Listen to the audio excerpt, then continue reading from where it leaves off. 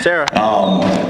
Basically the state of the political situation in the United States, where we have a two-party system. We have the Democrats and we have the Republicans. And in the eyes of a lot of people, the Democrats and Republicans are basically two conservative parties. They are both corporate parties as well. Hey, you don't carry, do you mind carrying with the Citizens United that has passed through the Supreme Court, these corporations are now considered individuals, and that they can contribute any amount of money anonymously through these super PACs to support the candidate of their choice. And so what we have are political candidates that are bought and sold like everyday commodities at market. So the capitalists are always going to try to get the best deal they can for the lowest price. Now, how that affects the people is that with this idea of representation,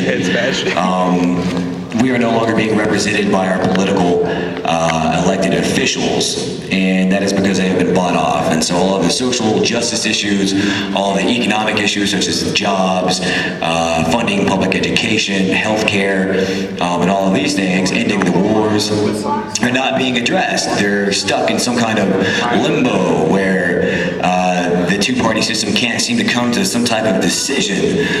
And I think in the United States right now that there is a consensus, and I think that there is an agreement that we need to end all wars abroad. We need to end all occupations. We need to bring our troops home. When those troops come home, the sad thing is that there's not going to be any jobs waiting for them when they get here, because the capitalists and the corporate interests in this country have taken over our government. They have taken over our society, and now it is greed over the need of the people. And it is explicit. You can look at and see it anywhere that you go that this is the nature of our society. And so whenever this happens, we have this thing called the social contract. The government rules because the people allow it to rule. And whenever we make the decision that the government no longer functions in the best interest of the people, that it's time to tear that government down and restructure it to the extent to where it does function in the needs of the people, that we are provided for, and that we are not oppressed by corporate greed and capitalism, really. And so the Occupy Dallas stands in solidarity with Occupy Wall Street and 1,000 other occupations that have happened internationally. We have identified the root problem in society internationally as capitalism, as profit, as a motivating factor in society. We know that oppression, wars, and military-industrial complex, not to mention the 13th Amendment of the United States, which I would like to bring up because a lot of people don't know what that means. But what it says is basically that you can, if you're incarcerated, that you can be made to work for little to no pay.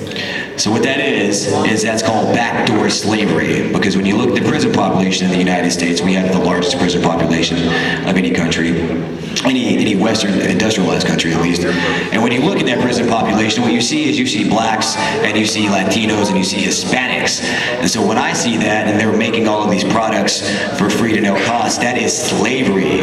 Do not tell me that there is no slavery in the United States. It's codified, it's legalized under the 13th Amendment of the United States Constitution. It needs to be amended, and I really would like to inject that into the Occupy list of demands. So Occupy Dallas is going to stay. We're in City Hall. We didn't ask permission to do this. We don't need permission to do this. This is our city. This is our space. We pay for this. And I would just like to thank everybody for being here and staying strong. This is one of the most memorable moments of my life.